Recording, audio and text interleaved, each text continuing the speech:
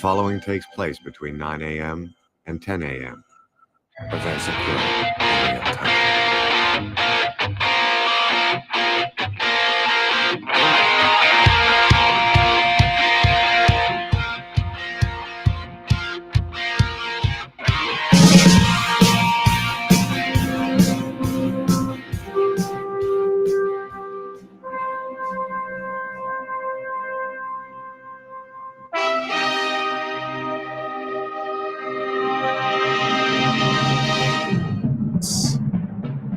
We are live, and that music you hear, that's to honor the 73-year-old Ric Flair. Happy birthday to the Nature Boy, the high-flying, limousine riding.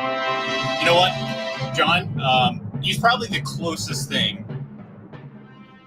to what resembles my actual life, or at least the one that I have in my head when I think about my lifestyle, because clearly Ric Flair epitomizes that, and I'm sure he does the same for you, right? Oh, absolutely. I mean, who doesn't love Ric Flair? Although when I heard that music, the first thing I thought of was 2001: A Space Odyssey, one of my favorite films ever, which doesn't normally fit into my narrative of favorite films because I'm not a sci-fi guy. But 2001: A Space Odyssey is not a science fiction film. It's a myth. It's mythology, and that's why it's such a great film. So when I heard that, I'm thinking, are we going to talk about 2001: A Space Odyssey? But no, Ric Flair, absolutely. No, the Nature Boy, an all-time great. Yeah, oh, of course.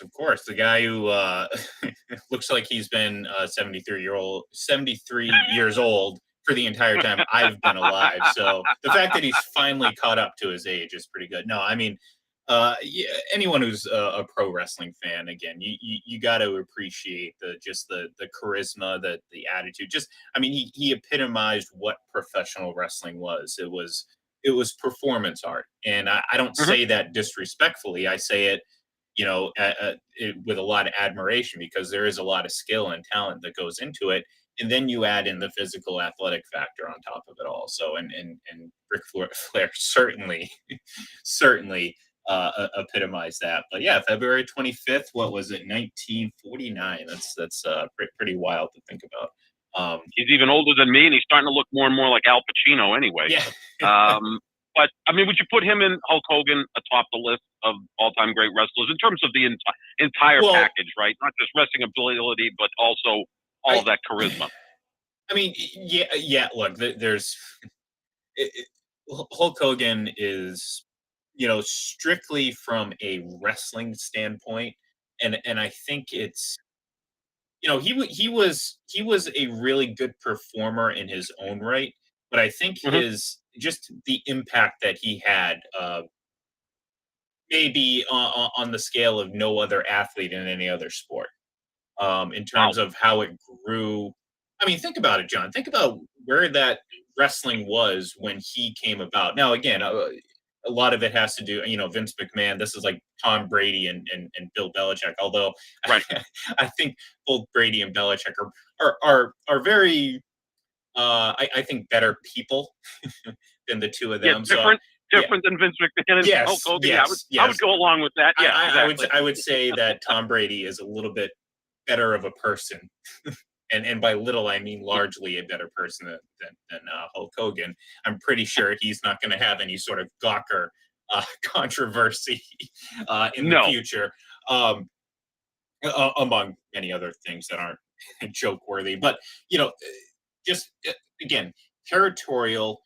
That's what wrestling was. It was little territories in the Midwest, Northeast, and Southeast, and so on and so forth.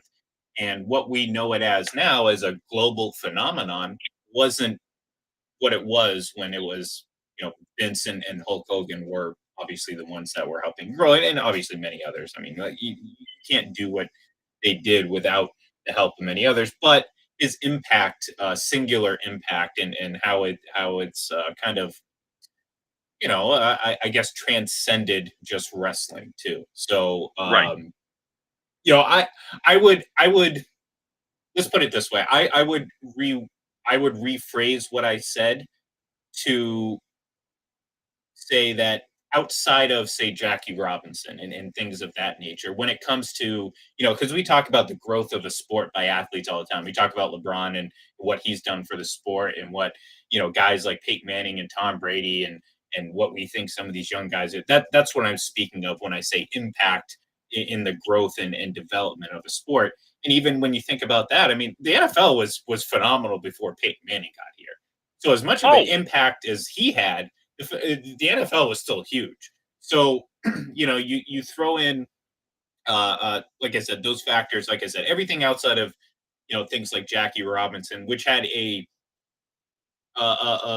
impact beyond just what we're talking about here when it comes to the growth of a sport or an industry like wrestling is. So I yeah, will the social impact. Jackie Robinson's the social impact more than any other. yeah, I'm not necessarily speaking about that angle of it, because Right. I mean, Hulk Hogan may have had the exact opposite impact True. socially. But we're talking strictly about a growth specifically of a sport. So I don't want to mix that up, because again, it's hard to say one person had any more of an impact on, a sport than someone who not only helped, was a great player, but broke racial barriers when Right. those Yeah. barriers were much bigger than they are now, and they're still big now. So In terms of the athletes in each sport, I think Babe Ruth probably impacted his sport more than anyone else. The sport was pretty dead because of the Black Sox scandal, and he kind of saved it. Obviously, Jackie Robinson, so many different ways to measure what his impact was. Obviously, Gretzky in hockey and Jordan in basketball. I think Jordan had the biggest impact of any athlete I've ever seen. I mean, you could even see that last Sunday night when he shows up at the All-Star game. It's like, this mythical figure walked in out of the clouds. Um, so those are all true. And you're right. I mean, when you look at wrestling, Hulk Hogan and Vince McMahon, because as a kid growing up, I loved wrestling, but it was very regional. Like the guy around here was Bruno Sammartino. He wrestled mostly in Boston, New York, Philadelphia. Being Italian American, I always cheered for him, but he didn't have the charisma like Hulk Hogan. That's a great point, Ian. I think Hulk Hogan is as impactful as any athlete we've ever seen for any sport. Yeah, and look, I mean, you don't grow the sport without, and I do call it a sport, because anyone that's ever taken time to understand what these people do, it's an Oh, athletic event, very really unlike any other of the big four sports, really. hmm Hockey has a lot of the same sort of physicality and constant motion. But again, it's a sport, so anyone who tries to yep, downgrade it, whatever, go screw. But you don't grow and become what they are now without more than just Hulk Hogan. Obviously, Ric Flair being right. part of that. You Ultimate Warrior, Randy Savage, that whole Andre the Giant. I mean, all those hmm legendary guys that helped make what the company is today. But again, it was always about Hulk Hogan. And then fast forward to um, you know, late '90s, early 2000s. When he was in WCW, and the heel turn, hmm still to this day, is probably the most uh, impactful, stunning, most just everything about it was so well done. It was one of the best things WCW ever did, and unfortunately for them, there weren't too many other things. But uh, the the reaction from the crowd, the absolute outpouring, and this was what was great about wrestling in those times. Like, I mean, it was a common thing. We get hmm all bent out of shape when someone throws an empty solo cup at someone now, but like Right. wrestling fans back then were relentless. And the wrestlers, for the most part, they let that play into the role, especially if you're a heel character. I mean, one of my favorite just clips is watching Shawn Michaels get, as he's coming down to the ring, getting doused in the face with a beer and just not hmm blink. And he just Right. put his head back, put his cocky like smile on, and just that was it. And that was great. That's how you take that situation and turn it into gold. And that's what happened. The reaction to that heel turn was incredible. You had things flying in the ring, and they were just like, screw you. And that's the performance art about it. And look, that doesn't happen if it's not as big of a star as Right. Hulk Hogan, and this is 20 years, 25 years after, well, 15, 20 years after his biggest impact in growing this business. So, yeah. Yeah, no, those two guys absolutely worth their weight in gold for what they've done for their sport. Yeah, and look, I mean, I'm not gonna. This is the only positive you'll ever hear me speak about Hulk Hogan, and it's strictly when it comes to his his ability and his what he's done to grow the sport of wrestling. Which, look, I don't watch as much as I used to, sure, but I mean, I mean, I spent a large time of my young childhood watching and enjoying it Hmm. quite a bit. So, so I appreciate the history of it for sure. But anyways, happy birthday, Ric Flair. I know we ended up spending 90% of that conversation talking about Hulk Hogan, but it is what it is. Real quick, a couple things we want to get to. Uh, I do want to point out, and before all my Patriots fans, followers, or viewers on here get a little bit bent out of shape, I have added, John, a new piece of artwork to Hmm. my to the background. So anyone who's watching can see a pretty fantastic, I would say, at the very least, photo of Mr. Tom Brady up there. It's a hand painted photo. He does have a Bucks helmet on. Like I said, don't get bent out of shape, folks. It's someone I know who painted it, and I was very happy to receive a digital print of it. But it Hmm. turned out phenomenal, and it's going to be a very a permanent piece of those anyone who's watching this show because it's going to be right over my left shoulder. So yeah, I know, John, you can't see it right now. I'll send you a photo later. It's pretty awesome, but it does say Bucks on it. So like I said, I didn't want my Patriots fans friends to get a little bent out of shape because it's not a Patriots helmet. I just think it's cool, and I think it's a great. It just the painting turned out great. Anyone who can see it will agree with me. Hmm. So. Yeah, I Um, look forward to that. Absolutely. yeah, I'll send it out, and maybe I'll see what they can do about maybe getting a Aaron Rodgers one for you. Yeah, maybe while he's in the middle of his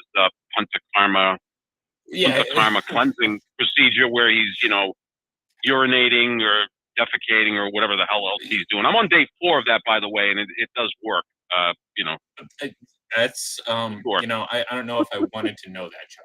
I'll be No, honest. I'm nothing like that. No, I'm anything but that. I was eating pizza, spinach calzones, burgers. Well, I that's kind I of mean went off the that's rip. one way to cleanse, Yeah, cleansing that is something. absolutely it. Because your body is like, what the hell is this guy sending down here today? I kind of went off the deep end yesterday. I've lost some weight. I feel good, but every once in a while you have a cheat day. Yeah, every once in a while you eat a whole sleeve of Oreos and don't look back. My biggest thing is I have portion control problems. So Hmm. for certain things, Yep. like again, when I buy Oreos, I buy like the small individual packs. You know why? It's not because I'm cheap. Right. It's because I understand that if I buy the big one, I am going to Hmm. eat the big one. Right. So so to me, I'm being strategic when I set up my snacks. It's not Hmm. being cheap. It's being strategic because again, if I limit myself, I'm fine. I'm good. Sometimes, John, like for example, there's certain things that I just have no control. Like there's no capping how much I eat of it. And Oreos are one of them. They're so delicious, just like Kramer. You break them in half and you eat it. It just Oh. gets really into it. Another couple things for me, John. And I don't know if you're a fan of this, but I got turned on to this when I was in high school. This is how long it's been around. Um, whole ham. Yeah, Joel asked if I eat whole ham. On Thanksgiving for sure. I mean, certainly not Hmm. turkey. But jalapeno cheddar cheese sauce from Frito-Lay and like Tostitos. Really? It's this the sauce has got a little bit of spice to it, but Hmm. I mean it's a cheese. It's like a cheese dip thing. So it's Right. incredible. But I have the absolute worst self control when it comes to trying to stop that. Like I have to physically like pry my hand away from the chip bag because it's so good. And then that's one of the things Hmm. where I'm like, okay, this is the last chip, and then like 10 chips later, I'm like, okay, Right. Yeah. finally I do this. And as I'm like putting the last chip in my mouth, I'm like putting the lid on the cheese and just running away and just throwing it back in the fridge so I just don't think about it. That's how addicting it is. Also, from a candy perspective, Hmm. they've been known from many different things, but like Shockers, Shock Tarts. Basically, they're like the hard sour candy. Oh yeah. Yeah, which again, if I have one, I'm gonna have the whole bag. So Hmm. portion control is important, and by portion control, my version of that is just buying the smallest version of that. Because if I could get a like one of those individual packs of the cheese and dip, that would be perfect because it would give me just a handful of chips. It would limit the cheese, and I'd be fine. But I can't do that, John. So I understand. I go a little overboard too. Yeah, I'd like to. I'm more of a food person than a sweet person at this point. I generally like Oh, salt over sweet. same here, same here. Yeah. I'm not a. I'm honestly, I'm really not a big sweets person. There's just certain things that I just can't say no to. Yeah, there's some things, last night went out to eat, went to the 99, had a cheeseburger. I usually get vegetables with that so I don't get fries. Just, make these different changes that will make me a little bit healthier. But then, the server came over and said, how about dessert? And the 99 has these $2.49 desserts, which are really good, perfect size. So I had a little strawberry shortcake, which There was you go. nice. Yeah, There made you me go. happy. Yeah, you gotta mix it up a little bit. Yeah. Yeah, you gotta treat yourself. You can't completely deprive yourself. Sometimes No. that's what's needed, though. For me personally, in some situations I need to have it all or none at all. So that's how Hmm. I deal with things. That's how I shop. I shop like I completely deprive myself from any sort of junk food like that. Because if it's in the house, I'm going to eat it. It's just how it is. It's how Yep, it is. me too. So, um, anyways, I don't know how we got into this subject, but for those of you who are interested in my eating habits and the things that I just can't say no to, you got a few of them right there. So if you want to send them to me, feel free. I would gladly enjoy them. I'm just not going to buy them for myself. So, if I don't buy them for myself, at least, John, I feel a little less guilty about it. Hmm. So, yeah. Exactly. It's all about the mind. Exactly, exactly. So, anyways, I started talking about Tom Brady, and I brought him up for obviously I wanted to bring everyone's attention to the photo because it's a great photo. It's a great digital print of the photo. The painting itself, I've seen it. It's pretty massive. It's pretty awesome. I'm saving up my allowance, so maybe I can add it to a office in the future. But tell I read something today, and it was just kind of an offhand comment. I honestly, again, I'm still debating whether or not I think he's actually going to return at some point. You know, uh, I'm holding out hope. Maybe it is. Maybe it's just more hope than thinking it might be a possibility. But nonetheless, there's a chance that I still believe that he's going to end up playing. But there has been suggestion that Fox and additionally Amazon would be interested in reaching out to Tom about a now vacant position, especially at Fox with Troy Aikman leaving to ESPN, Hmm. about broadcasting. And I mean, I we've talked about it a little bit here. I think when we were kind of projecting what we think he was going to do once he finally retired, this was before, obviously the end of the season. I don't know if he'd necessarily enjoy it. Although the more I think about it, I'm like, what, this might be a great way for him to keep active in the game if that's what he wants, and still maintain that that family lifestyle. Because again, I mean, I know broadcasters certainly go through a lot more rigors than a normal 9 to 5 type job, but it also allows you a lot more freedom than it would if you were a football player. And certainly, you're not Hmm. taking the beating unless you get up there and your hair's all of a sudden grown back, like some we've seen some tight ends in recent past. And they take a beating in a different way in terms of just the reaction on Twitter and all that stuff. Um, but the more I think about it, I actually think he might be okay at it. I don't know, like I think we've obviously seen a much more of a personality out of him over the Hmm. last couple of years. It wasn't non-existent before that. It's just people didn't want to see it because people hated him a little bit more than his time in Tampa. But I think he could be a pretty decent analyst. It's just it's hard to see, like, is his view of the game going to be able to translate to the common person? You know what I'm Right. saying? Like, Hmm. Peyton Manning does a great job of that, where like he can mix in like sayings and terms and phrases that most folks are just going to roll their eyes at and say, I have no idea what he's talking about when he says, 52 is the mic, Omaha, blah, blah, Mhm. blah, blah, blah. They don't care. But he also, you know, explains like on five, that's what he does well. And he, because he's so smart and, knows the game so well, he does it at such a high level. Something I think we were kind of tricked into thinking Tony Romo did, but then it very quickly turned into him just kind of being more fanboyish. And, we Yeah, certainly that talked. lasted about 3 weeks back Yeah. in 2017, and by game 4, I was like, "This guy's not good." I Like, think I he think that was about where I was at it too, because like that was the classic. Everyone, he's so great. He might be the greatest. This, and then he displaced Phil Simms, and everyone was so sick Mhm. of Phil Simms. And then like 3 weeks in, I'm like, man, I wish Phil Simms was still around. Right, Like, exactly.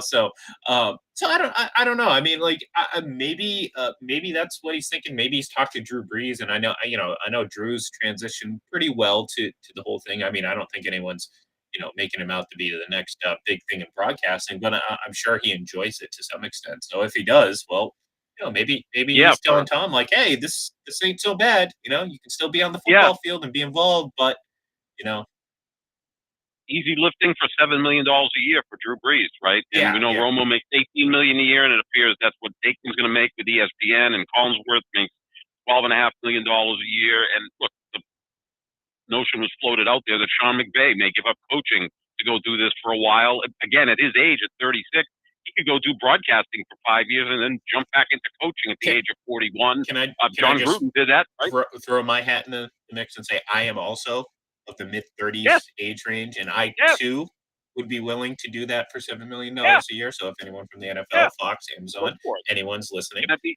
If Nickelodeon, I'm I'd your even do it for Nickelodeon. Yeah, I mean, I'll take a 5% fee as your agent. Yeah. I'm pretty persuasive Right, at times, right, so right, that'd be right. worth it. But Okay, that's fine. I think Aikman's the best in the business, and I've been saying that for years. I think what's good about him is, first of all, he was a great quarterback. I think he's actually underrated as a quarterback. Somehow Tony Romo and Dak Prescott to me as Cowboy quarterbacks are overrated, whereas Aikman and Staubach somewhat underrated, and they were the guys that won all the Super Bowls for Dallas. I think he's an outstanding analyst because he's not afraid to criticize quarterbacks. That's the big thing. I mean, normally he'll kind of cover up things for quarterbacks, but he's criticized Aaron Rodgers, which is not supposed to be done on a national broadcast, and he's done it, so that's good. I like him a lot. I think it was a great move for ESPN. Now, if they can secure Al Michaels to do play-by-play, now that has a big game feel to it, doesn't it? Michaels and Aikman. The only thing with ESPN is you also have to commit to doing some other things during the week. He's probably going to have to show up on Get Up once a week and do NFL Sunday occasionally, or whatever the case may be. But, I think for $18 million a year, he'd go along with that. I know Michaels doesn't like doing that. Michaels strictly likes to come in, do the game, and leave. He's that good. He can get away with that. Well, I was as going to say, do you think they'd reach out to guys like Tony Kornheiser and Dennis Miller, to help placate some of that?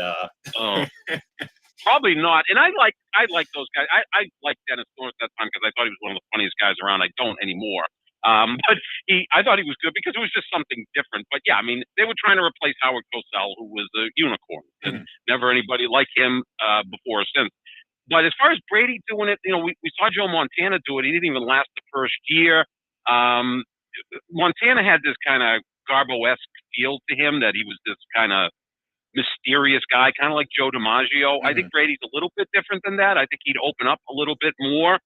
Sean Payton in contention for this, but I think if you go out and reach out to Sean Payton, you know that he's probably going back into coaching in 1 year. I think he has his eyes on being, well, maybe specifically the Cowboys coach, but certainly to be another coach. So I don't think Sean Payton, that doesn't, I don't see him as looking at media right now as any sort of long-term situation. He's also very long-winded. See, this is the thing. What makes Aikman so good is he understands how to get his point across in 8 to 10 seconds. Yeah. So he's not stepping on the play-by-play guy. That's something Romo just doesn't know how to do. Romo just is a stream of consciousness or unconsciousness coming out of his mouth. It's just verbal garbage. With oohs and ahs mixed in between. Yeah. I thought wow, the first time I heard him do that, I go, is this guy passing a kidney stone? Because that's like the reaction you'd have, because I've passed kidney stones, and it's like, and this is what he's doing in the middle of a football game. He's terrible. He's annoying, actually. I love Aikman. I also like Greg Olson a lot, but they're going to prop him up to the top spot. He's not as well known as a player as obviously a former Dallas quarterback. I mean, just pick a Dallas quarterback. That's who's doing the national games. So we'll see what they do with that. But the amazing thing, Ian, is the money, like the amount of money. Like if you're a coach making $7-8 million a year and working 80, 90 hours a week with all that pressure, and you can make that, if not more, doing broadcasting, it's like having a part-time job with full-time pay.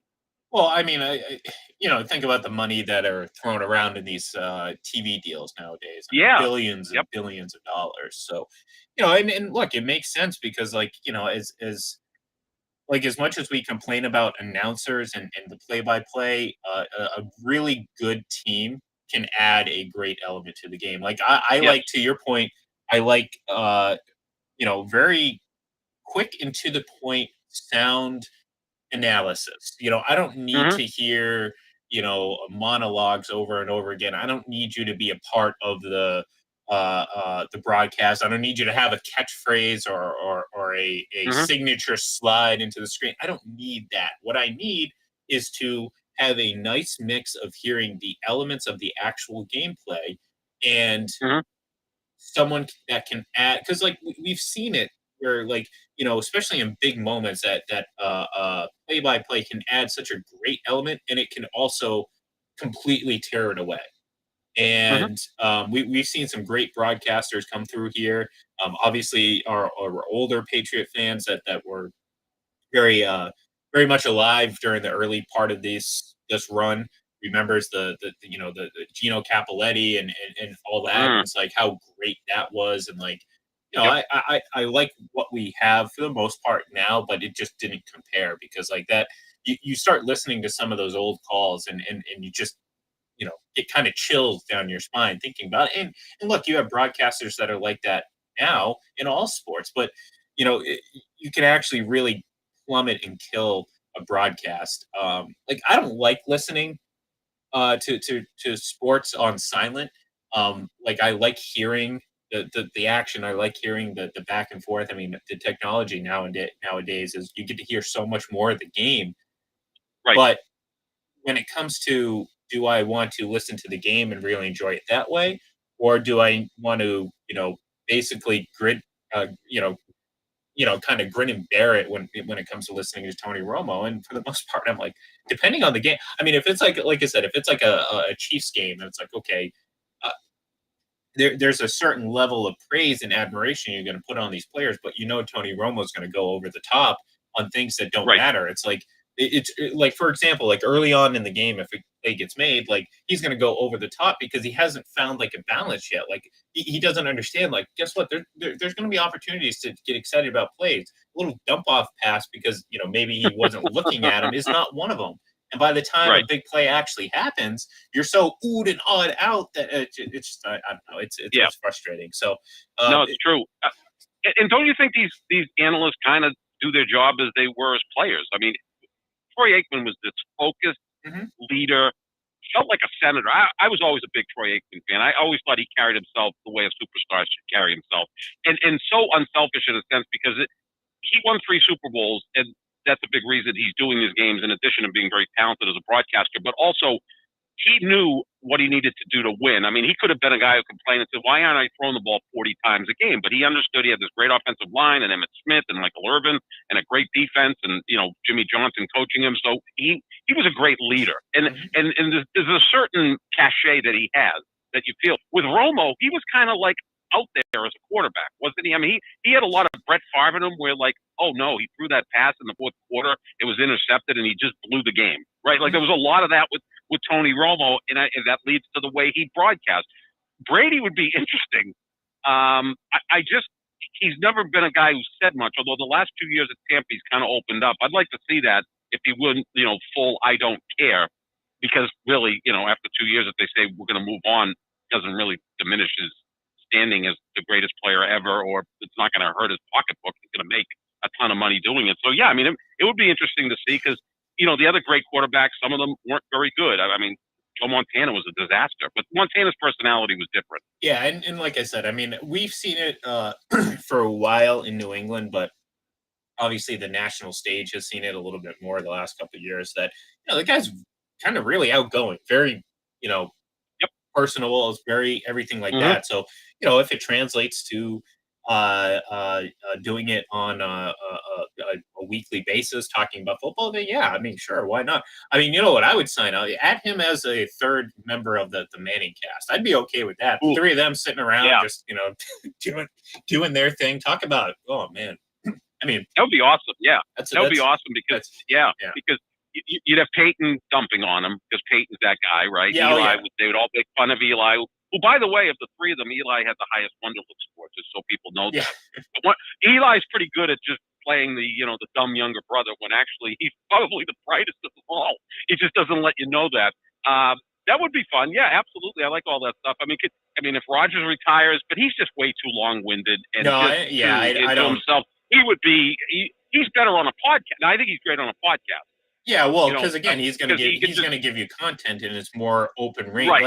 Like I don't Yeah. I don't yeah I don't know. Like I said, I think people are like, we love Aaron Rodgers because he creates content for us. Yes. When it comes to the like, I just want him to shut the hell up. To be honest with you. Like, from a personal standpoint, I'm just like, dude, just stop talking, for the love of all that is God. Just stop it. Like Well, he's I been like, canceled. Don't you know this, yes. Ian? He's been canceled, right? Because he doesn't have a platform to speak. He goes on Yes. McAfee whenever he wants The for an poor hour. Like guy. the poor guy. I mean, The poor was guy his doesn't Twitter have a handle platform to suspended? speak. Yeah, I mean, did they suspend his Twitter handle? No. I mean, he can do whatever he wants. He's on Instagram. I mean, maybe he's going to join Trump's version of Twitter. So yeah, I mean, he's been canceled. No one can hear anything from Aaron Rodgers. I mean, it's not like he can just get on and do whatever he wants. Yeah, he's better on a podcast where he's got his hair slicked back, hasn't showered, and is drinking some scotch. Yeah.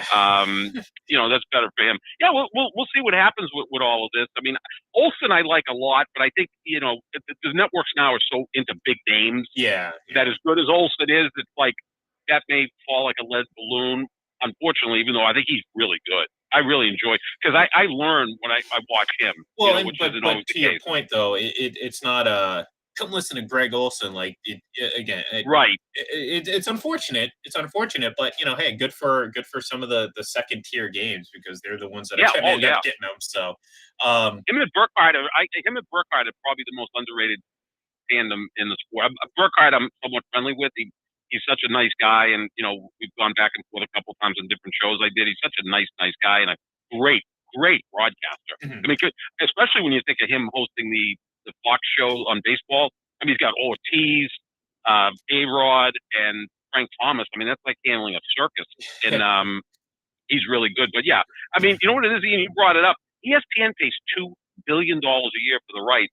So if they want to invest $18 million a year in Troy Aikman, That's nothing. Yeah. That's nothing. It's like, yeah, I'm going to open up this really beautiful restaurant, spend millions of dollars opening it, go get the best chef, and pay him or her whatever they're worth. It's well worth it. Yeah, for sure. So, all right, well, that's going to do it for us today. I know I promised before we got on the air that I'll let you talk about basketball. We'll do that on Monday though, because I do want to they just returned last night, and there is a lot to talk about. The Celtics are playing very well, so hopefully that continues, and we can talk about that then. So, and then next week, of course, begins what is it, 25th. 26, 27, 28. Well, technically, Tuesday is the beginning of the scouting combine. So we're going to see some information come out on some of these draft picks. And that also means it'll be March, and we'll be just a tad bit closer to the official start of the new league year. And of course, NFL free agency. So thank you everyone for tuning in. Be sure to give us a follow on Twitter at FPC Radio Live. You can see the Twitter handle up there in the top right corner of your screen if you're watching. If not, just go to your phone, type it in Twitter, you'll find it. Check out our YouTube page. You have this video, you have all of our shows that we have. We broadcast video wise. Check it out. We'd like to get some more subscribers to bring some more great content to your eyes and everything like that. So check that out, and of course, follow us on Twitter, the main account at Full Press NFL. So everyone, have a great weekend. Enjoy the end of your February. Stay warm if you're up in the Northeast. Bundle up.